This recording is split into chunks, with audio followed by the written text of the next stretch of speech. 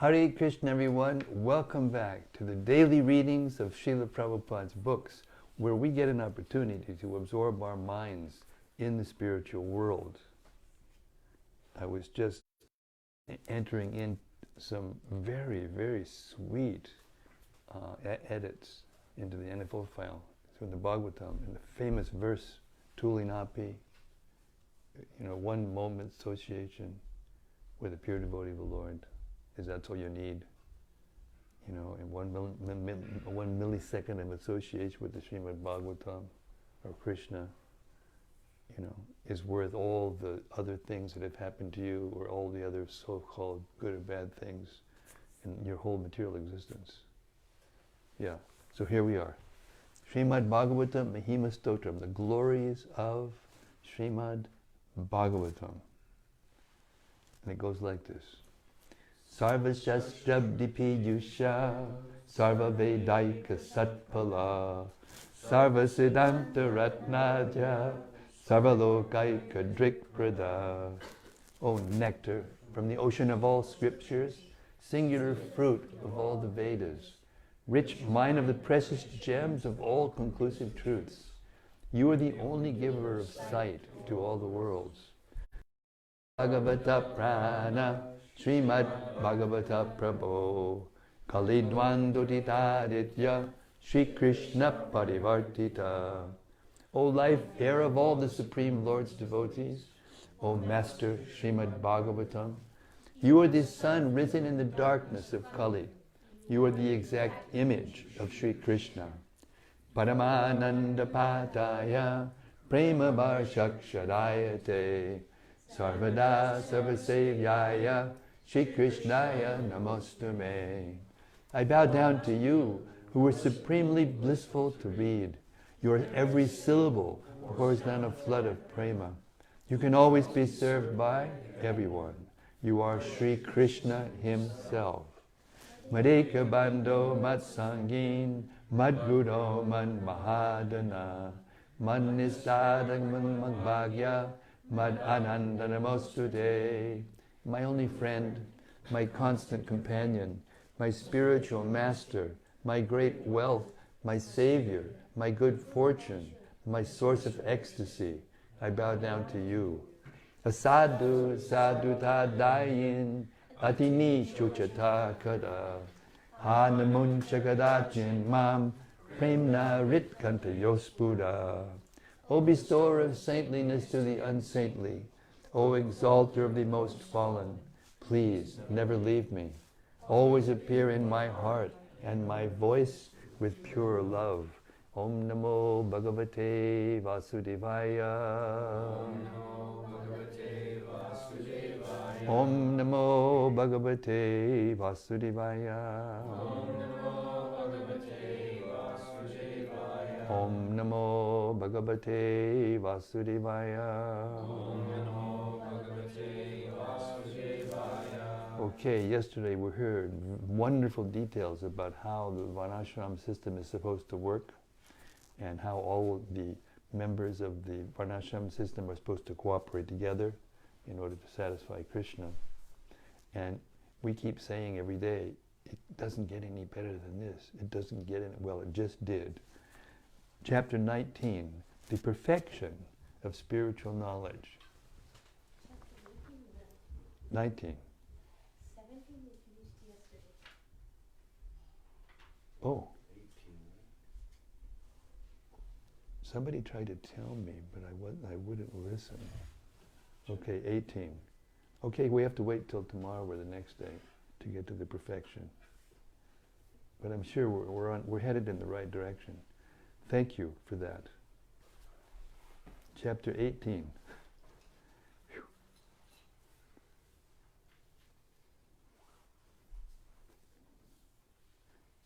Wait a second. Oh, I see.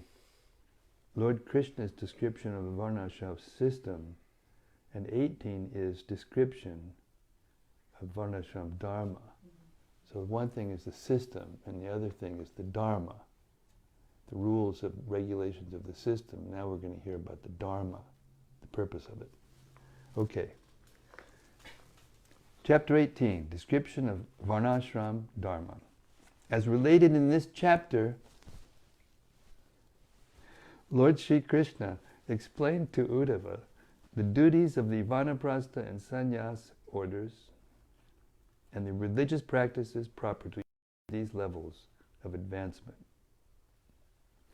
One who is taking to the Vanaprastha stage of life should leave his wife at home in the care of his sons, or else take her along, and with a peaceful mind spend the third quarter of his life in the forest.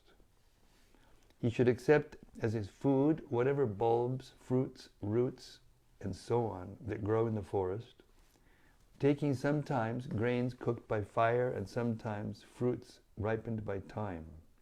Furthermore, he should take as his garments tree bark, grass, leaves, or the skin of a deer. Woo!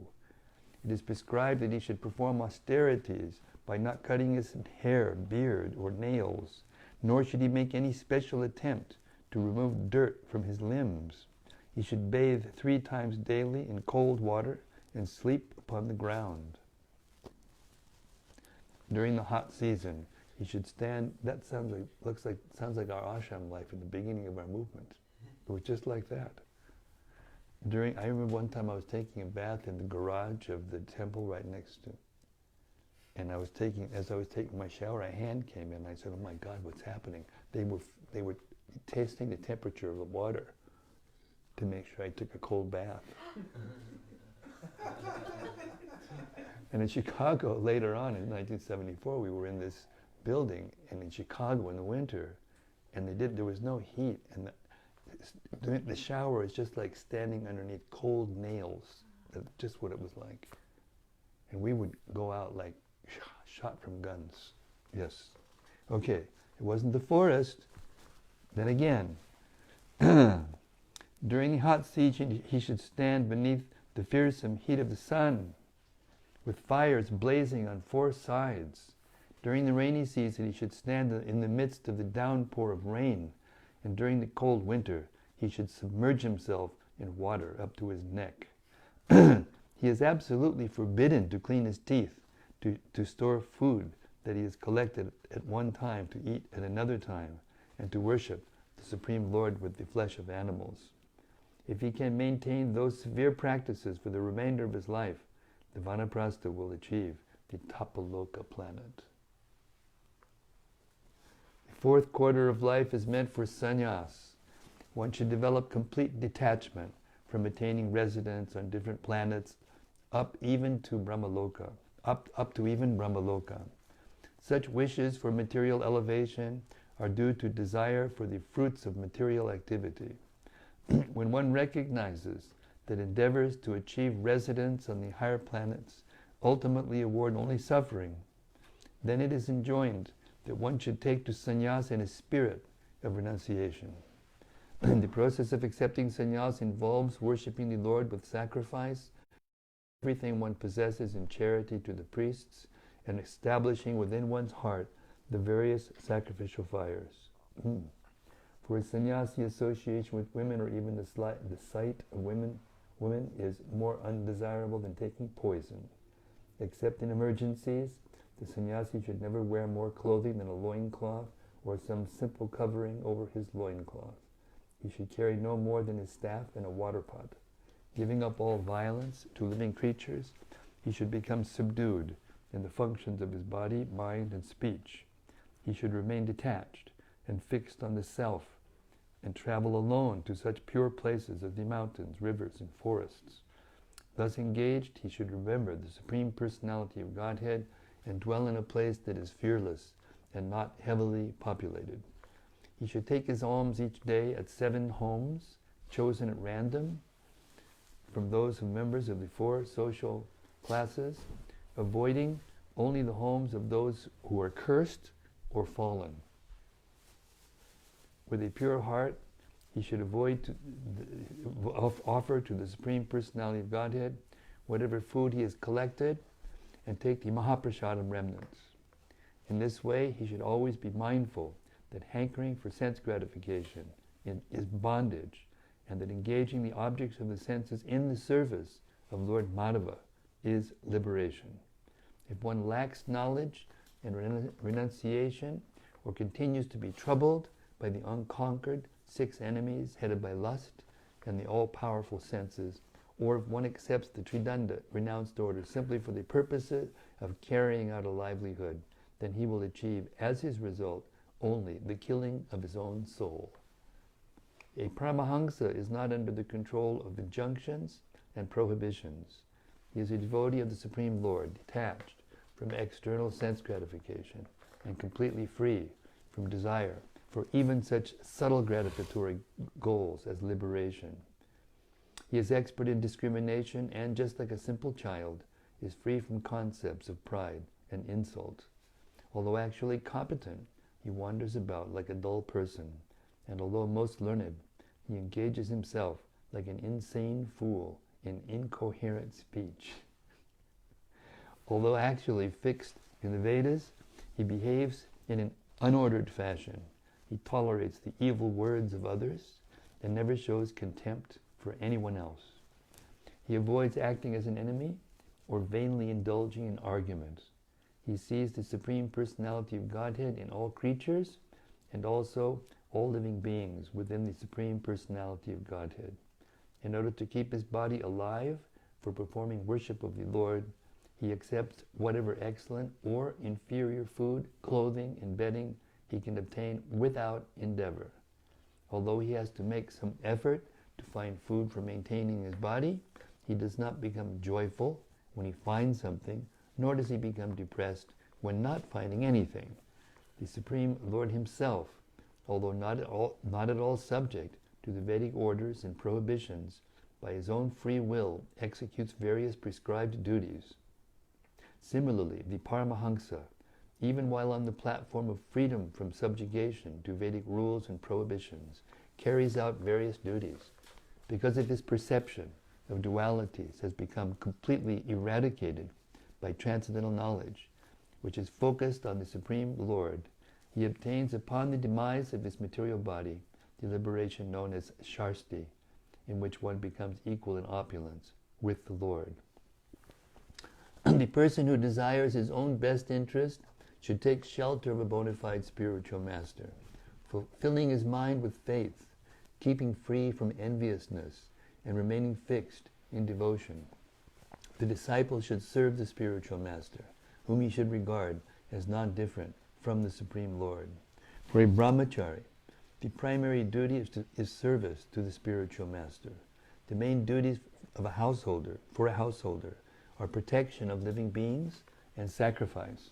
For a vanaprastha, austerities, and for a sannyasi, self-control and non-violence. Celibacy, practiced by householders at all times except once a month when the wife is fertile. Penance, cleanliness, self-satisfaction, friendship with all living beings, and above all, worship of the Supreme Personality of Godhead are duties meant for every jiva soul.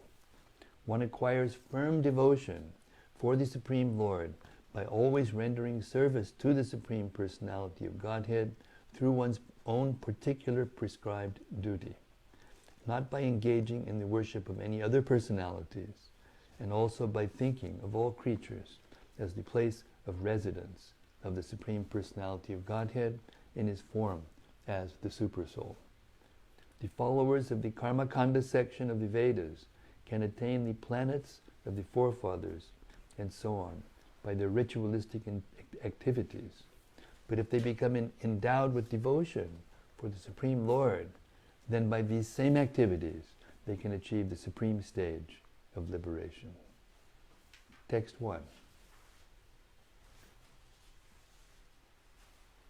The Supreme Personality of Godhead said, one who desires to adopt the third order of life, Vanaprastha, should enter the forest with a peaceful mind, leaving his wife with his mature sons, or else taking her along with him. Purport. In Kali Yuga, a human being generally cannot live more than 100 years, and even this is becoming most unusual. A man who has a reasonable expectation of living for 100 years may adopt the Vanaprastha order at the age of 50, and then at the age of 75, he may take sannyas for complete renunciation. Since in Kali Yuga, very few people live for 100 years, one should adjust the schedule accordingly. Vanaprastha is intended as a gradual transition from materialistic family life to the stage of complete renunciation. Text 2. Having adopted the Vanaprastha order of life, one should arrange one's sustenance by eating uncontaminated bulbs, roots, and fruits that grow in the forest. One may dress oneself with tree bark, grass, leaves, or animal skins. Purport. A renounced sage in the forest does not kill animals, but rather acquires skins from animals who have suffered natural death. According to a passage from Manu Samhita, quoted by Srila Bhaktisiddhanta Saraswati Thakur, the word medhyai, or pure, indicates that while residing in the forest, a sage may not accept honey-based liquors, animal flesh, fungus, magic mushrooms, horseradish, or any hallucinogenic or intoxicating herbs, even those taken as so-called medicine. 3. The Vanaprastha should not groom the hair on his head, body, or face, should not manicure his nails, should not pass stool and urine at irregular times, and should not make a special endeavor for dental hygiene. He should be content to take bath in water 3 times daily and should sleep on the ground. Text 4. Thus, engaged as a Vanaprastha, one should execute penance during the hottest summer days by subjecting oneself to burning fires on 4 sides and the blazing sun overhead. Any takers?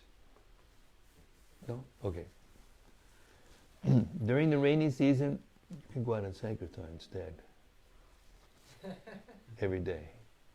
And you get 1,000,000 times the benefit. I'll tell you the story. I got a story to tell about this. I'll tell it to you afterwards. Okay.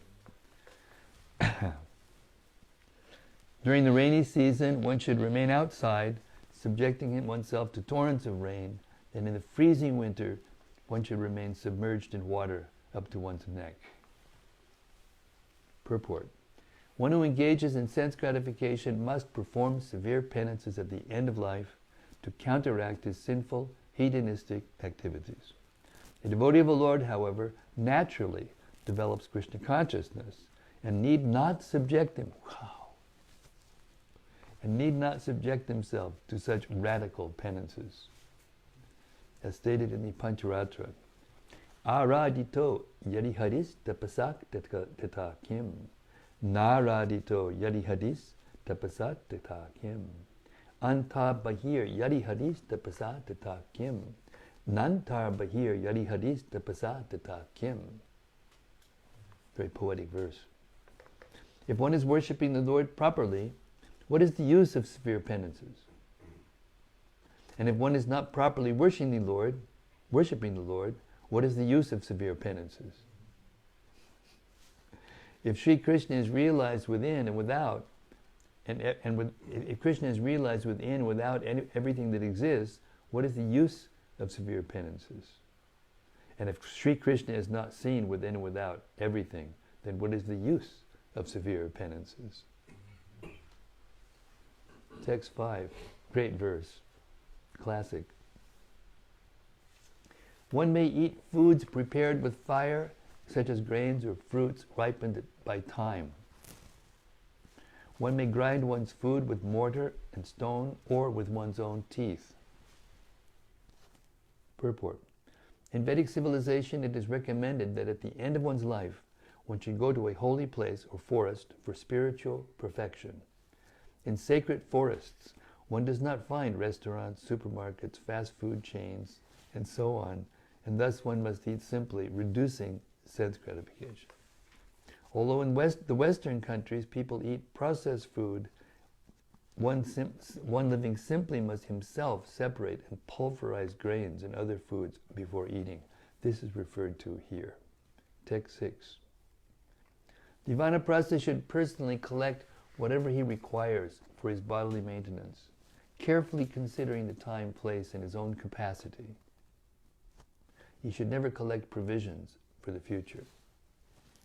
According to Vedic regulations, one practicing austerity should collect only what he requires for immediate use, and upon receiving gifts of food, he should immediately give up that which he has previously collected, so that there will be no surplus. This regulation is meant to keep one fixed in faithful dependence on the Supreme Lord. One should never stock food or other bodily necessities for future use. The term Desha Kala Bala Bigya indicates that in a particular difficult place, or in time of emergency or personal incapacity, this strict rule need not be followed, as confirmed by Srila Vishwanath Chakravarti Thakur.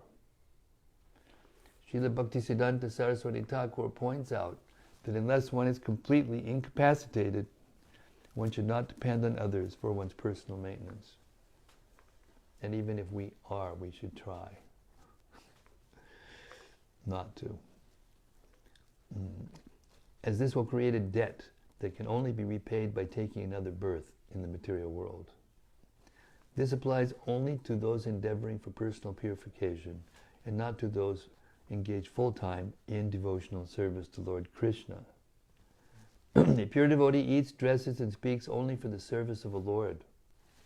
And thus, whatever assistance he accepts from others is not for himself. He is fully surrendered to the mission of the Supreme Personality of Godhead. However, one not so surrendered will certainly have to take birth again in the material world to repay all of his debts to others. Text 7. One who has accepted the Vanaprastha order of life should perform seasonal sacrifices by offering oblations of charu and sacrificial cakes prepared from rice and other grains found in the forest. The Vanaprastha, however, may never offer animal sacrifices to me, even those sacrifices mentioned in the Vedas. Purport. One who has taken the Vanaprastha order of life should never perform animal sacrifices or eat meat. Text 8.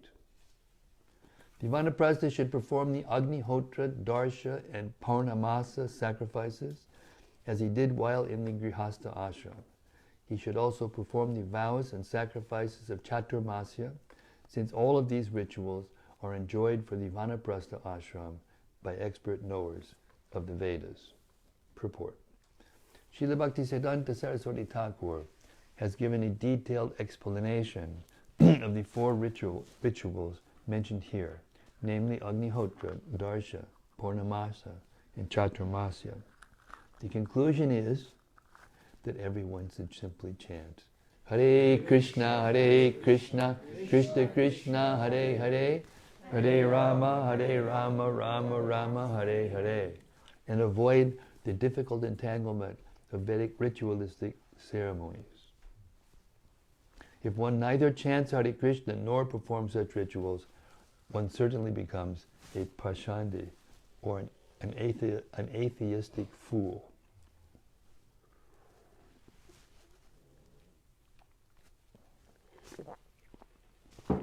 Text 9. The saintly Vanaprastha, practicing severe penances and accepting only the bare necessities of life, becomes so emaciated that he appears to be mere skin and bones. Thus, worshipping me through severe penances, he goes to the Maharloka planet and then directly achieves me. Purport. A Vanaprastha who develops pure devotional service achieves the Supreme Lord Krishna while in the Vanaprastha stage of life. One who does not become completely Krishna conscious, however, must first goes to the planet Maharloka or Rishi Loka, and from there directly achieves Lord Krishna. One achieves Maharloka or Rishi Loka through strict observance of positive and negative regulations. Now this is above Swargaloka. So the verses that talk about how when you're using up your pious activities, and then when you use them up, they come back down. That doesn't apply to Maharloka, Janaloka, Tapaloka, and Satyaloka. There are other reasons why you may come back down, but it's not for that reason. And it's possible to go from there back to the spiritual world. Therefore, on the Maharloka planet, the unsuccessful sage gives more attention to chanting and hearing. And thus he gradually develops pure love of Godhead. Text 10.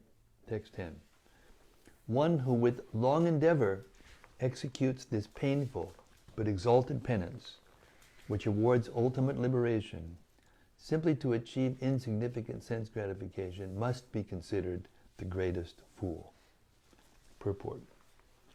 Although the process of vanaprastha, described by Lord Krishna, is so glorious that even the consolation prize is promotion to Maharloka, one who consciously performs this process for such promotion to heaven is certainly the greatest fool. The Lord does not want this process to be abused or exploited by materialistic rascals, for the ultimate goal is love of Godhead. Text 11. In the vanaprastha, if the vanaprastha is overtaken by old age, and because of his trembling body is no longer able to execute his prescribed duties, he should place the sacrificial fire within his heart by meditation. Then, fixing his mind upon me, he should enter into the fire and give up his body. Purport. Since the process of vanaprastha is recommended for those nearing the end of life, there is always the likelihood that one will prematurely succumb to the symptoms of old age and be unable to reach the final stage of sannyas. If one simply cannot carry on his religious duties due to old age, it is here advised that he fix the mind in Lord Krishna and enter into the sacrificial fire. Although this may not be possible in the modern age, we can appreciate the absolute seriousness of going home back to Godhead, as evidenced in this verse. Text 12. In the vanaprastha, if the vanaprastha, understanding that even promotion to Brahmaloka is a miserable situation, develops complete detachment from all possible results of fruitive activities, then he may take the sannyas order of life. 13. Having worshipped me according to scriptural injunctions, and having given all one's property to the sacrificial priest, one should place the fire sacrifice within oneself. Thus, with the mind completely detached, one should enter the sannyas order of life. Purport. One cannot maintain the sannyas order of life unless one gives up all materialistic association and engages exclusively in devotional service to the Supreme Lord. Any material desire will gradually prove to be a stumbling block in the prosecution of renounced life. Therefore, a liberated sannyasi must vigilantly keep himself free from the weeds of material desires, which surface principally in the form of attachment to women, money, and reputation. One may possess a beautiful garden filled with fruits and flowers, but without vigilant maintenance of the garden, it will be overrun by weeds. Similarly, one who achieves a beautiful state of Krishna consciousness takes a sannyas order of life. But if he does not vigilantly and painstakingly keep his heart clean, there is always the danger of a relapse into illusion. Text 14. This man taking sannyas is going to surprise us and go back home, back to Godhead. Thus thinking, the demigods create stumbling blocks on the path of the sannyasi by appearing before him in the shape of his former wife or other women and attractive objects. But the sannyasi should pay the demigods and their manifestations no heed. Purport. The demigods are empowered with universal administration, and by their potency, they appear as the former wife of a sannyasi or as other women, so that the sannyasi gives up his strict vows and becomes entangled in sense gratification. Lord Krishna here encourages all sannyasis by telling them, pay no attention to such illusory manifestations, continue your duties, and go back home, back to Godhead. Text 15.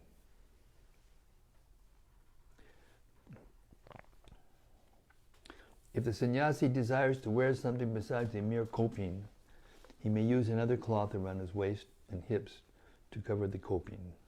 Otherwise, if there is no emergency, he should not accept anything besides his danda and water pot. If you go to the Kumbh Mela, you can see a lot of characters like that. Purport. A sannyasi attracted to material possessions will spoil his worship of Lord Krishna. Text 16. A sannyasi should step or place his foot on the ground only after verifying with his eyes that there are no living creatures, such as insects, that might be injured by his foot.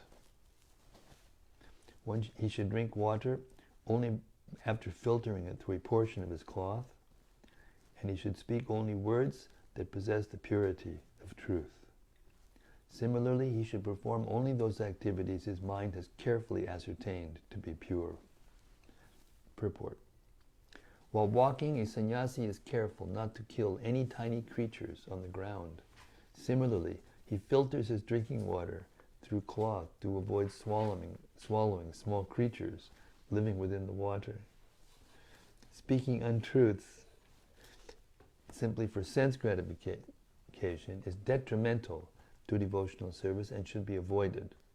Speaking impersonal philosophy and glorifying the sense gratification of the material world, even that found in heavenly planets, contaminates the heart and must be avoided by those desiring perfection in the loving service of the Lord.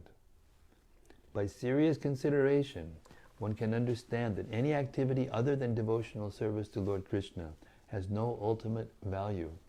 Therefore, one should exclusively engage in the purified activities of Krishna consciousness. Text 17. One who has not accepted the three internal disciplines of avoiding useless speech, avoiding useless activities, and controlling the life air can never be considered a sannyasi merely because of his carrying bamboo rods. Purport. The word danda indicates the staff carried by those in the renounced order of life, and danda also indicates severe discipline. The Vaishnava sannyasis accept a staff made of 3 bamboo rods, signifying dedication of the body, mind, and words to the service of the Supreme Lord. Here, Lord Krishna says that one must first accept these 3 dandas or disciplines, namely control of the voice, body, and mind within oneself. The practice of anilayama, or pranayama, regulating the life air, is meant to control the mind, and one who always thinks of service to Lord Krishna has certainly achieved the perfection of pranayama. Merely carrying the 3 external dandas without assimilating the internal dandas of bodily, mental, and vocal discipline can never make one an actual Vaishnava sannyasi, as explained here by Lord Krishna. There's also a verse that says after 10 years you're not supposed to carry the danda anymore. The reason being, it's a sign that you're proud of it. So after 10 years you're not supposed to carry it anymore. In the Hamsa Gita section of Mahabharata and in Srila Rupa Goswami's Upadeshamrita, there are instructions regarding the sannyas order of life. A conditioned soul who adopts only the external ornaments of Tridandi sannyas will not actually be able to control the senses. One who takes sannyas for false prestige, making a show of saintliness without actual advancement in Krishna Kirtan, will soon be vanquished by the external energy of the Lord. Text 18. Rejecting those houses that are polluted and untouchable, the sannyasi should approach without previous calculation 7 houses and be satisfied with that which is obtained there by begging. According to necessity, he may approach each of the 4 occupational orders of society. Purport. Saintly persons in the renounced order of life may beg from strict followers of Vedic culture to obtain food and other bodily necessities. According to Vedic injunction, A renounced saint should beg from the Brahmana community, but if there is danger of his starving, he may beg from Kshatriyas, then Vaishyas, and even Shudras, if they are not sinful, as expressed here by the word Bigaryan. Srila Bhaktisiddhanta Saraswati Thakur explains that asamkritam indicates that a sannyasi should not approach certain houses calculating, in that place I can get first-class food. That house has a big reputation among beggars. in Govardhan, especially during the big festivals, there's a lineup, practically around the whole marg, but especially in front of certain ashrams, including ours. And, sometimes certain ones, the beggars come, they're not sannyasis, but this is the principle. They come and they have their spot, in every kartik or every, they have their spot. So they come, and if somebody else is sitting in the spot, they get really upset. And sometimes there's a knockdown, drag-out fight right outside of our ashram. Which beggar is going to get his spot? So it's not just begging or, pretending to be a renunciate. You have to give up so many things. Reputation. That house has a big reputation among beggars. That spot in front of ISKCON Bhaktivedanta Ashram, where big guys come in and out and Westerners come in and out, they carry a lot of money with them, so that's my spot. If you're my spot, I'll fight you for it. Yes. Without discrimination.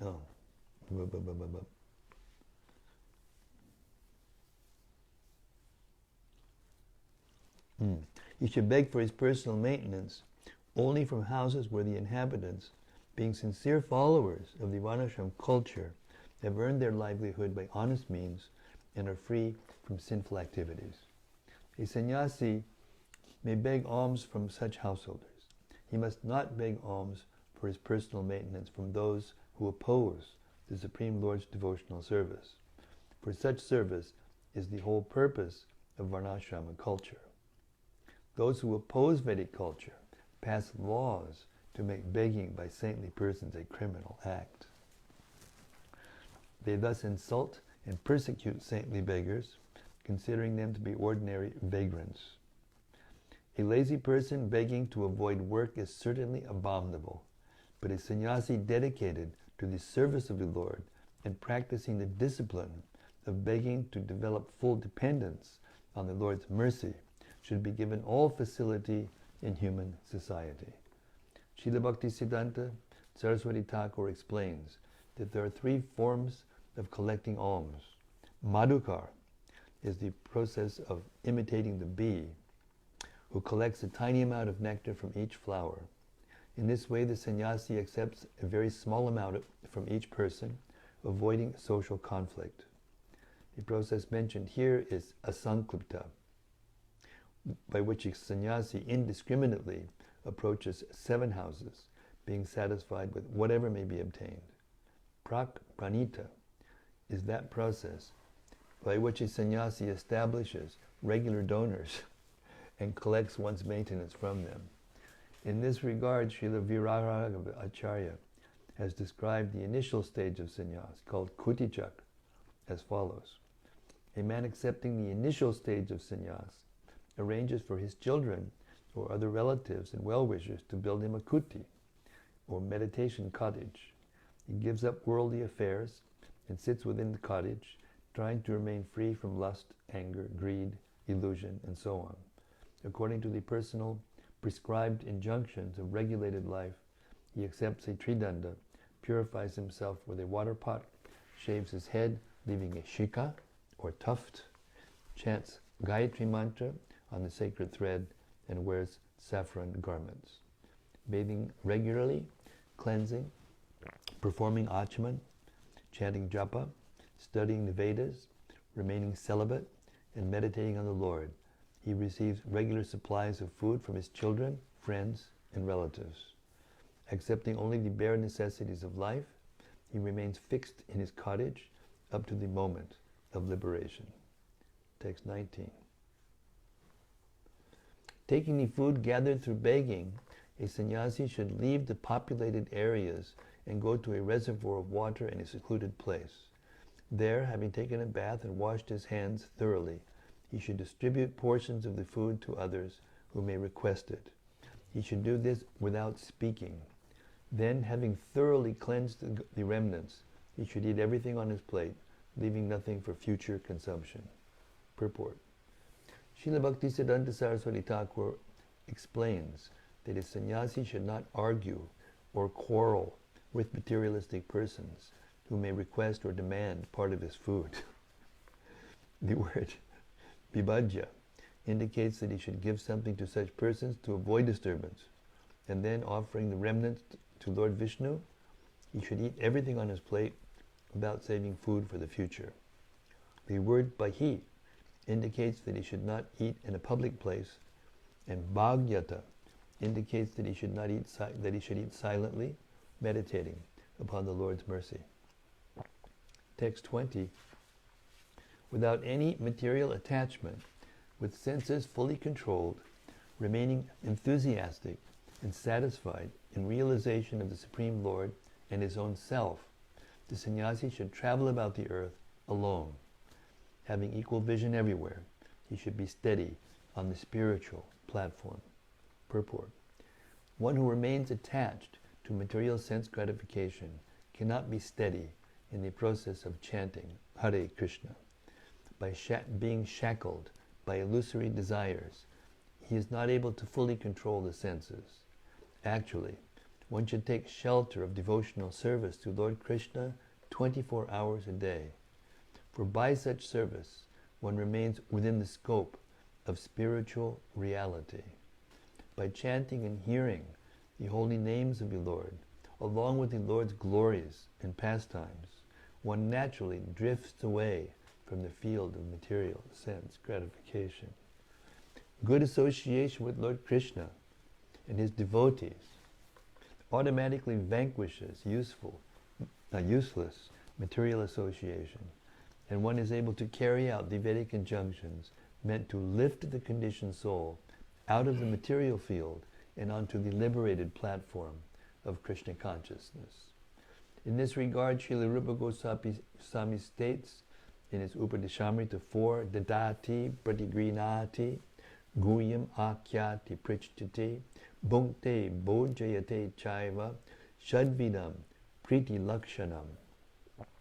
Offering gifts in charity, accepting charitable gifts, revealing one's mind in confidence, inquiring confidentially, accepting prasadam and offering prasadam are the 6 symptoms of love shared by one devotee and another. Hare Krishna. One who thus learns to associate with the Lord's devotees actually remains insulated from the contamination of material life. By pure association, one gradually understands the name, form, qualities, associates, pastimes, and devotional service of Lord Sri Krishna. And thus, even in this lifetime, one can become a resident of the spiritual world. In the association of pure devotees, there is no material contamination and no useless discussion, since all pure devotees are fully engaged 24 hours a day in the loving service of the Lord. By the influence of such devotees, one develops equal vision, samadarshana, and sees the realized knowledge of Krishna consciousness everywhere. As one begins to understand his eternal relationship with Lord Krishna, he becomes Atmavan, situated in his constitutional position.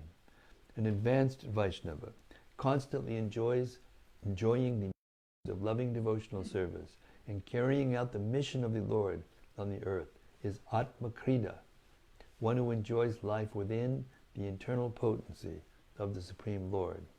The advanced devotee remains constantly attracted to the Supreme Lord and his devotees, and is therefore Atmarata, fully satisfied by constant engagement in devotional service. One cannot possibly develop the exalted qualities mentioned here without becoming an unalloyed devotee of Lord Krishna. One who is envious of the Lord and his devotees becomes attracted to bad association, gradually loses control of the senses, and falls down into the network of impious life. The innumerable varieties of non-devotees are like branches sprouting from the single tree of enviousness of the Supreme Lord Krishna, and their association should be given up by all means. Without unalloyed devotional service to the Lord, one loses touch with the desire and mission of the personality of Godhead, and becomes attracted to worshipping the wonderful male and female creations of the Lord's illusory energy. Demigods, demigoddesses, celebrities, politicians, prostitutes, etc. In this way, one foolishly considers something besides Lord Krishna to be something wonderful. Shall I read that again? This is too much. Nice.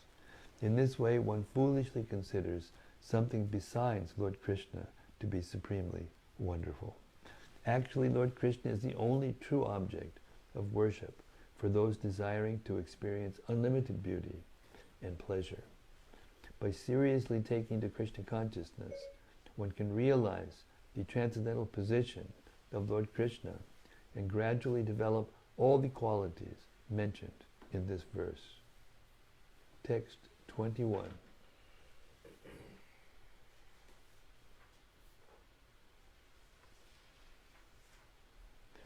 Dwelling in a safe and solitary place, his mind purified by constant thought of me, the sannyasi should concentrate on the soul alone, realizing it to be non-different from me. Purport. One who is engaged exclusively in the devotional service of the Lord, in one of the 5 principal relationships, is to be known as a pure Vaishnava. Because of his advanced stage of love of Godhead, a pure devotee is able to constantly chant the glories of the Lord without material hindrance. He is not interested in anything except Lord Krishna and never considers himself to be qualitatively different from the Lord. One who is still attracted by the gross material body and subtle material mind, which cover the eternal soul, continues to see himself as different from the Supreme Personality of Godhead. This misconception is due to false identification with matter.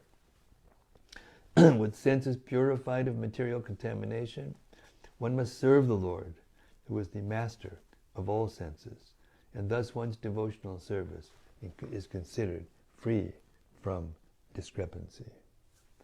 One who ignores the injunctions of the Vedic literature uselessly wastes his sense activity in illusory material activities. He falsely considers himself to be different from Lord Krishna and therefore imagines that he possesses an interest independent of the Lord's interest.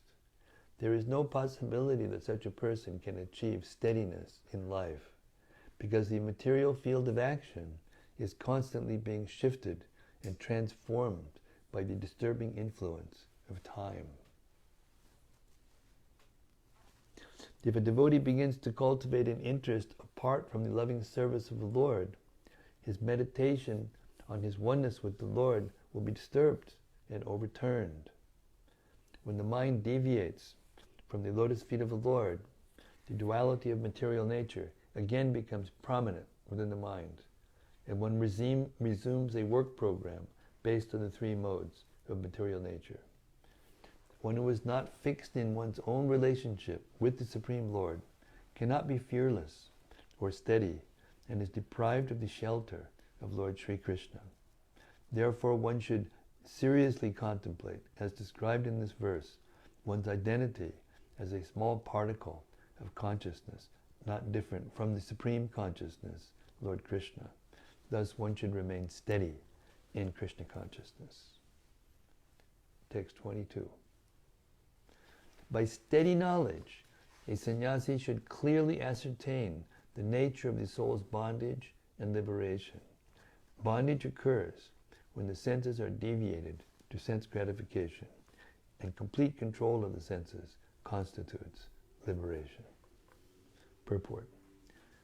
By carefully understanding one's eternal nature, one will not again be bound up in the shackles of material energy. And by constant engagement in the service of the Absolute Truth, one is liberated.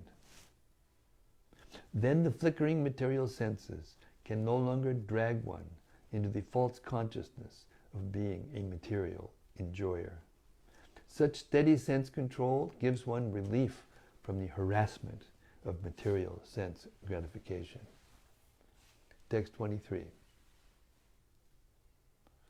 Therefore, completely controlling the five senses and the mind by Krishna consciousness, a wise sannyasi, having experienced spiritual bliss within the self, should live detached from insignificant material sense gratification. Text 24. The sannyasi should travel to in sanctified places, by flowing rivers, and within the solitude of mountains and forests. He should enter the cities, towns, and pasturing grounds, and approach ordinary working men, only to beg his bare sustenance. Purport. According to Srila Sridhar Swami, the word Pura refers to cities and towns with markets and other commercial enterprises, whereas Grama refers to villages lacking such facilities. The sannyasi trying to become free from material attachment should avoid those who are working day and night for sense gratification, approaching them only to engage them in necessary acts of charity. Those who are preaching Krishna consciousness all over the world are understood to be liberated souls, and therefore they constantly approach the materialistic living entities to engage them in the devotional service of Lord Krishna. However, even such preachers should strictly avoid contact with the materialistic world when not actually necessary for advancing the mission of Krishna consciousness. The injunction is that one should not deal unnecessarily with the materialistic world.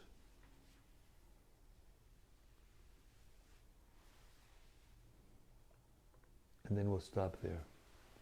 Hare Krishna. Srila Prabhupada Ki Jai. Gopi Puranadana Prabhu, Srila Vidananda Goswami, and Dravida Prabhu Ki Jai. Samabeda Bhakti Vrinda Ki Jai.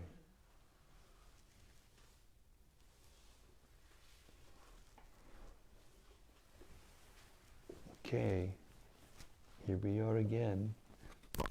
Shall I tell my story first to get us started? Should I? Okay. I mean, all these rules and regulations, and, you know, sometimes devotees, when they started reading these higher cantos of the Bhagavatam, especially after the 7th canto, they get bewildered and they think, oh, ISKCON, we're just sense gratifiers, we live in these big temples, this and that, going out, this and that, whatever. So there was one devotee, I think I told this story already. Anyway, repetition of a good thing is a good thing. So there was a devotee, my godbrother, I won't mention his name, and he was brought to Krishna consciousness by Hangsadutta, and Hangsadutta became a madman long after Prabhupada left. I mean, I won't go into the details, but he was pretty far out, pretty far out.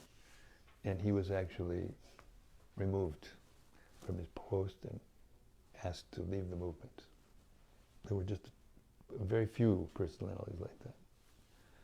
Some would be overwhelmed, like a talked here, and go away for one reason or another, but very few were actually, officially. Well, he was one of them. So this person, who was very, very sincere, he was from South India, he was very pious birth, he became animated or discouraged. And he went to South India, and he went to a temple, one of the famous temples in South India. It's on the top of a very tall hill, and there's a deity there, Shaligram Shila, which is a Nrsimha Shila, that was given by Lord Brahma to someone, and only one person is allowed to touch this Shila. And they say that if anyone does, they would be burned, but we don't have any, what did the news agencies say? We cannot independently verify that, but anyway, that's what they say. And the person who does the puja is a sannyasi, only a sannyasi, and the sannyasi takes sannyas in that community very early on in life, 7, 8, 9 years old, and is trained right from the get-go, and has a whole network of surrounding him of protection, you know, and he carries a very long stick, like, I don't know how long it is, but it's very long, like from here to you. And anybody, woman who comes close, he goes around like this, and they have to woo, you know, they can't get past, you know, to a certain. So anyway, so he went there, having become disillusioned with ISKCON, you know, for so many reasons. And he got an audience with this sannyasi. So he started to tell his story, and before he could get it out, this sannyasi interrupted him, and he said, you know, I don't want to go back to the spiritual world next life. I want to take birth in your Gurukula. And I want to get trained to go out and distribute Srila Prabhupada's books in the forests, the concrete forests. I can't remember the exact words, but it was something like this. This devotee was a good friend of mine, and he was very eloquent the way he spoke. And he was saying all these things. And he said, because look at me, I'm so protected, you know, but I can't preach, I want to give this to others, and the austerities that you guys do, and because he's reading papers and talking to people, and he found out about what was going on. There was no internet in those days. There was no internet, but he found out, and he understood that the austerities that the devotees do by going out and distributing these books in the cities, in the shopping malls and airports and places where we go, and are actually fully dedicated to it. They are doing highest austerity. He said much more high than any vanaprastha or sannyas austerity that's given in any shastra. And this devotee friend of mine, my godbrother, he just melted, because he was very pious. He just melted. He immediately ran back to Mayapur and got back into it. Hare Krishna, that's my story. Though all these things that we're reading about, we're doing the same things in a different form.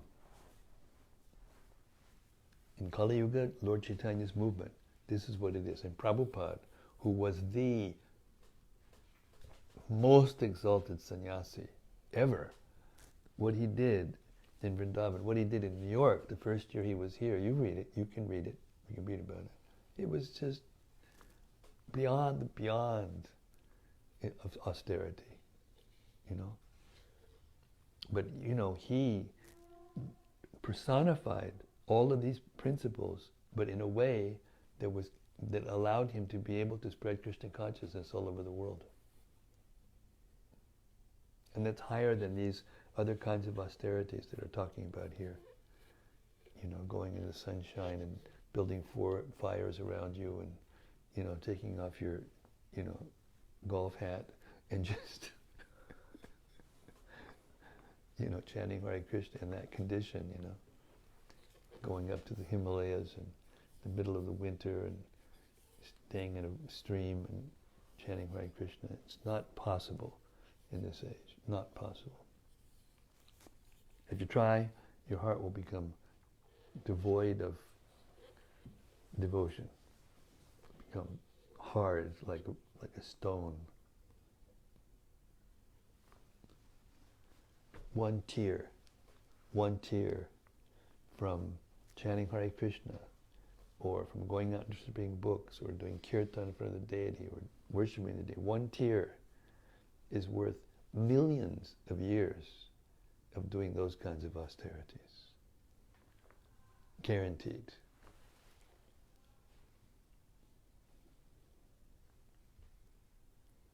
Yes, Prana, take us someplace now.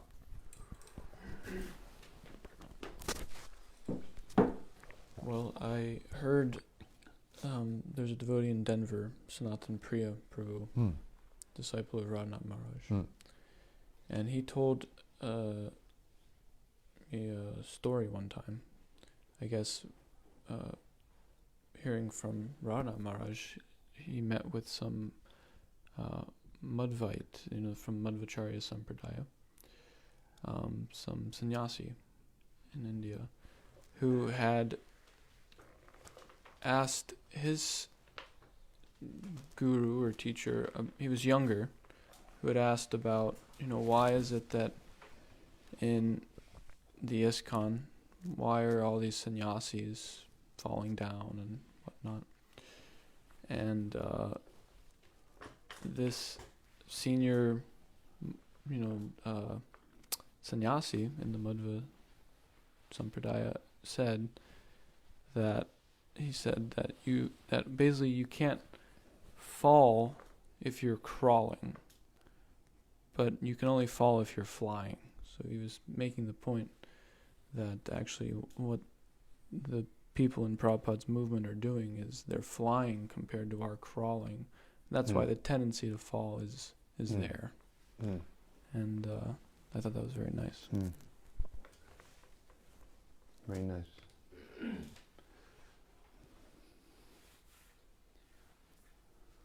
Come on, Honest John, you can do it.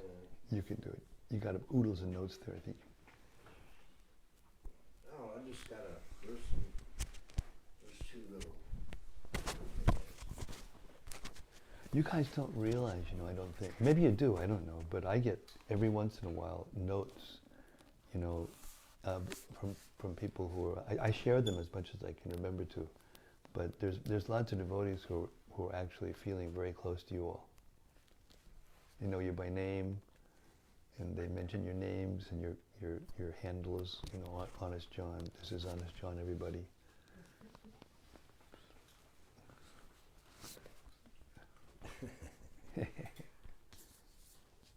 This one purport is it's a long purport, but there's a couple of good points in it. One who remains attached to material sense gratification cannot be steady in the process of chanting Hare Krishna, being shackled by illusory desires. He's not able to fully control his senses. Actually, 4 hours a day, by such service one remains in the scope of spiritual reality. By chanting and hearing the holy names of the Lord, along with the Lord's glories and pastimes, one naturally drifts away from the field of material sense gratification. Good association with Lord Krishna and his devotees automatically vanquish creation, and one is able to carry out Vedic injunctions meant to lift the conditioned soul out of the material field and onto the liberated form of Krishna consciousness. That's what we're doing here. The same thing we're doing, which makes me feel good. It's a process. I'm not there yet, but we're all going through a process, and we're in the right place. So. Well, as Prabhupada explained to us, the beauty of this process is that the means and the end are the same. The means and the end. This is the means for achieving the end, and it's also the end. Sitting together and glorifying Krishna and hearing, about Krishna and Bhagavatam. And you go to the spiritual world and we'll sit and hear about Krishna. It's the end. The means and the end. And we're all on different steps of the process, but we're all in the process. And therefore, Srila Prabhupada oftentimes, you hear about pure devotees, pure unalloyed devotees, and you think, this is somebody else, But no, actually, if you don't have any ulterior motives, if you're not here, to get something, if you're here just to try to be a devotee and try to give devotional service, then you're a pure devotee. You may be a neophyte, but you're still a pure devotee. By continuing, you will become elevated, advanced, pure devotee. But pure devotional service means free from ulterior motive. That's how Prabhupada defined the basic qualification of pure devotee. Yes, Prana. But then, doesn't it, I mean, don't we always talk about like these subtle desires for fame, recognition, prestige, things like this? That's called ulterior motive. That's ulterior motive. That's an ulterior motive. Yeah. Therefore, abhichet sururajado, bhajate mamananyaba, sadoreva samantibya, samyak vyavasito isa. So better we take Krishna's words than our own thoughts on this subject. We may figure out some way that we can see even in ourselves or others, bad things, but Krishna doesn't say that. He said, even if there are bad things, if one's dedicated to my devotional service, he's considered sadhu. That's the only verse that Krishna uses the word sadhu in the whole Gita. It's not. He doesn't use the word sadhu anyplace else. So he's defining sadhu as one who even does abominable things, but is fixed in devotional service. And Krishna considers him sadhu. And then in Vishwanath's commentary, which we've said many times before, it takes the form of a question and answer, parallel question and answer between Krishna and Arjuna. And then the next verse, Arjuna says to Krishna in the commentary, "Oh Krishna, surely you don't mean samyak. Samyak means complete. If you're doing something abominable, surely you don't mean samyak. You're just doing that to encourage him." And then in the commentary, Krishna yells at Arjuna, saying, "No, Arjuna."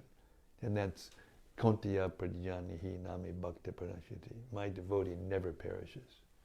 So one should not think that the sannyasis who helped Prabhupada spread this movement all over the world, impossible things they were doing, impossible, are going to go anywhere but the spiritual world, even if they fell down. That's the truth. Even if they have to go through some, temporary, whatever they go through to get purified, but they'll go back to God. Prabhupada will take them back. Sure, 100%. And with that conviction, you can become encouraged, really encouraged in any circumstance. And never, never succumb to the temptation of seeing the negative and not to the exclusion of the positive.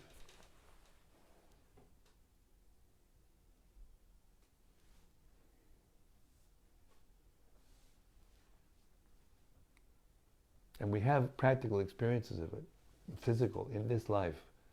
Sudama, he did so much and then he went away and he did so many things. I won't even tell you the things he did. But at the end, when he was going to leave his body, he came right back to Mayapur and he was like fully absorbed. Everyone saw the difference. They saw Prabhupada giving him mercy. So we have to be careful. We have to be careful.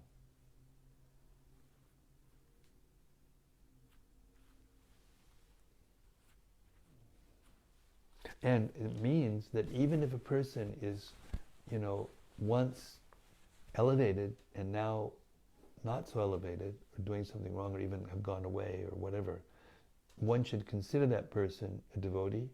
And even if he's not good association, even if you try to avoid that association so that you don't become fallen. In your heart, you offer respect to that person. Actually, we should offer respects to every living being, but particularly those who have done the supreme sacrifice of giving their youth to Prabhupada to spread this movement. Because it wasn't easy what they did.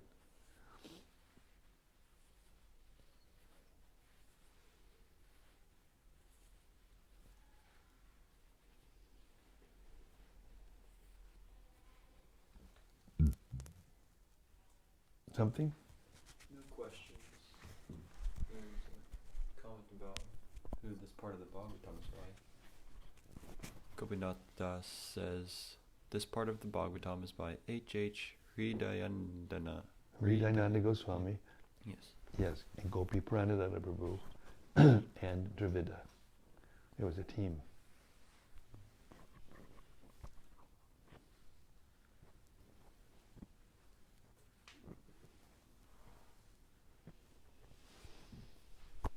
Yes, Bhakti Doug.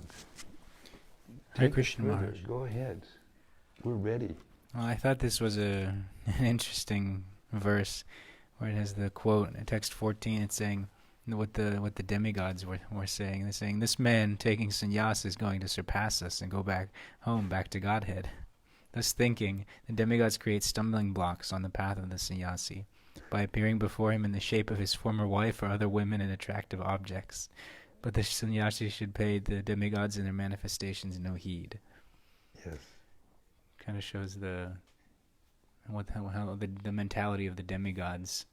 It's one of more enviousness towards others rather than... It shows the mentality of demigods, and it also shows the mentality of a person who's actually being given opulence by Krishna for the purpose of spreading the movement. Prabhupada used to say, you know, when he came to Mayapur, he said, I could have just stayed underneath. There was this one little tree in Mayapur. It was mainly just open ground. There was one little tree, and they built a little hut there for him in the very beginning, before there were all these buildings, and now there's a huge temple being built there. And he said, if I'd have just stayed in that hut, I might have been very, renounced and very advanced, but no one would come there. So he built these things so that people would come and spread Krishna consciousness. Yeah. Well, so as you were saying earlier about how it's kind of a different situation now than what's described just in the text, is it a different situation also for like the sannyasis of the ISKCON movement? Or is Absolutely. We have our model. Our founder, Acharya, is Srila Prabhupada. So you may hear about sannyasis doing this and doing that, but Srila Prabhupada showed the supreme renounce order by using everything in Krishna's service. Mm-hmm. But at the same time, he was very renounced. He could give it all up, and it didn't belong to him, and he even put the whole thing in his name, Founder Acharya. Whoa, that's upadi big time. Like the word Founder Acharya, Sampakacharya, even Bhaktisiddhanta and his followers didn't use that term for him. But it was used only for the four acharyas of the sampradaya in the Kali Yuga, for the four sampradayas in the Kali Yuga. Vishnu Swami, Nimbarka, Ramanuja Acharya, and Madhvacharya. Those are the Sambhakacharyas. And the Adi Gurus are Shiva, Goddess of Fortune, four Kumaras, and Brahma. They're the Adi Gurus of the four sampradayas. And then it comes down, then it gets all scattered and crazy, and then Kali Yuga, then those four personalities come to make it, Sambhakacharya, the founder Acharya. So for Prabhupada to use that term and insist that it be printed everywhere the International Society for Krishna Consciousness printed is an incredible thing. Incredible. And Rabindranath Swarup, in the association of many other sannyasis and senior devotees, wrote a small booklet called Srila Prabhupada, the founder of Acharya of ISKCON, and in that he documents everything. He documents what happened while Prabhupada was starting the movement, his efforts to get his godbrothers to join him, his efforts to join his godbrothers movement in order to get some support and how incredibly distant and aloof and uncooperative they were, and even putting obstacles in front of him, left, right, and center, even in Mayapur,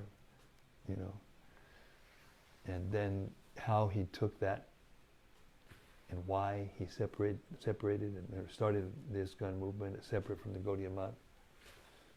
It's all there. It's very nicely written, and then from Bhaktivinoda's writings and other scriptures, it shows how Lord Chaitanya came to each one of those four Sampagacharyas, and actually appeared before them, before he actually appeared physically, and told them what he was going to do, and told him how he was going to take, essential points from each one of their teachings, and he was going to put them together. And in the Bhavishya Purana, which is like a historical history kind of thing, what's the word? Predictive. It's a predictive scripture. Anyway, there's a section there that says that all the four sampradayas eventually in the Kali Yuga, it doesn't say when, will come together under Lord Chaitanya's flag or under his umbrella, and the whole thing will become one. The four sampradayas. A prophecy, maybe? Prophecy. And Prabhupada was prophesied by Bhaktivinoda Thakur. He called it the Senapati Bhakta. Senapati Bhakta. Senapati Bhakta. Senapati means the leader of the charge, the general, something like that. Senapati would come and spread it all over the world. And Bhaktisiddhanta Saraswati Thakur, when his followers saw who Prabhupada was, they approached him and they said, we should get Abai Babu to come in, because he's so good, he speaks English fluent, good preacher, knows how to make money, knows how to manage, very renounced, good preacher, And Bhakti said, no, he's better he stays out, and later on he'll do everything.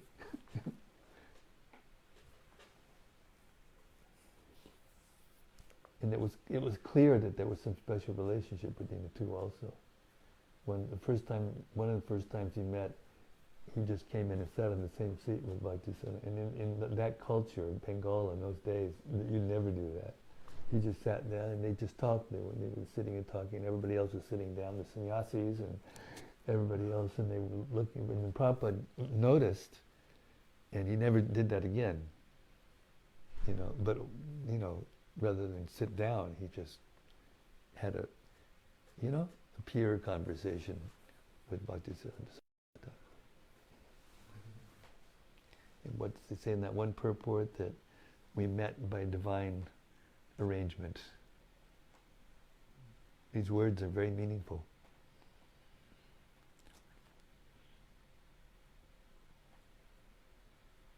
So not only are we lucky to be, here only 500 years after Lord Chaitanya, 500 years is nothing compared to the number of years we're talking about in the Bhagavatam. It's nothing.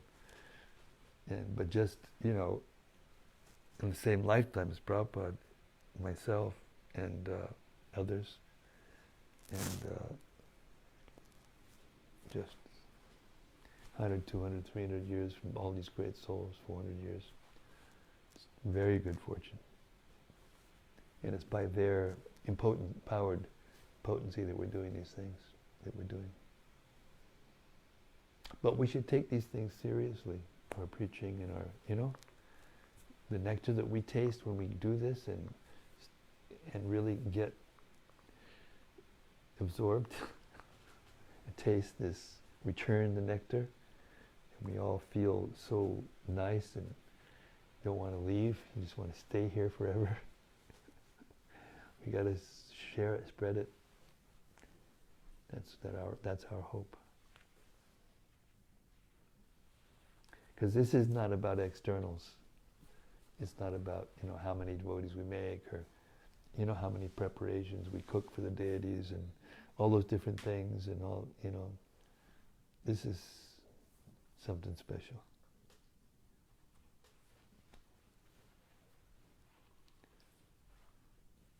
When Prabhupada, he didn't ask hardly any questions from Bhaktisiddhanta. He only asked 2 questions. 1 question, but he asked him twice. At the very beginning, first day, and Not long before he left, he wrote a letter, and he got a letter back in return. How can I serve you? He said, go to the West. And then not long after he took initiation or something, he was, how can I serve you? Go to the West. And then the first meeting, go to the West. It was like clear as day. So he didn't ask many questions, but he was right there when it came time to hear from Bhaktisiddhanta Saraswati Thakur.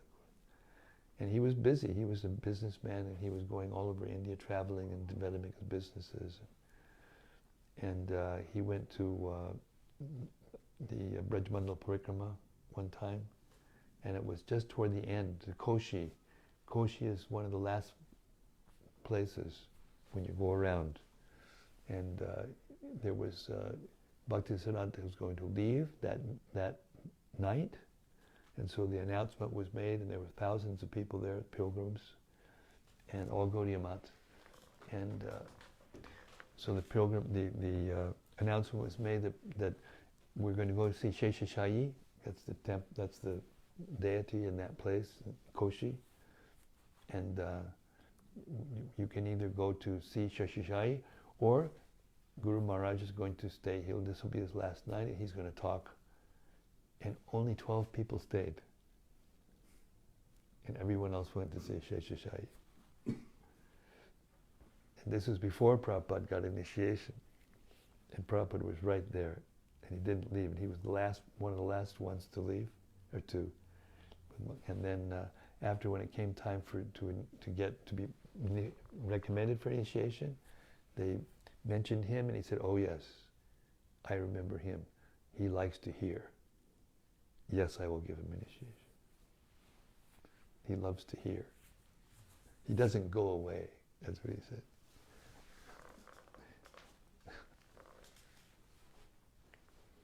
So all these things are there for our edification and for our enlivenment, and to know how to follow in principle. Okay, 7:35. I'm going to stop now. I got to take care of this robot, this rusty robot I've got. Hare Krishna. Hare Krishna. Hare Krishna. Srimad-Bhagavatam ki jai. Buddha Gita ki jai. Sri Krishna ki jai. Varnasrama-dharma ki jai. The renounced order of life ki jai. Pure devotional service to the Lord ki jai. See you tomorrow night, same place, same station. Hare Krishna. See you tomorrow. Haribol.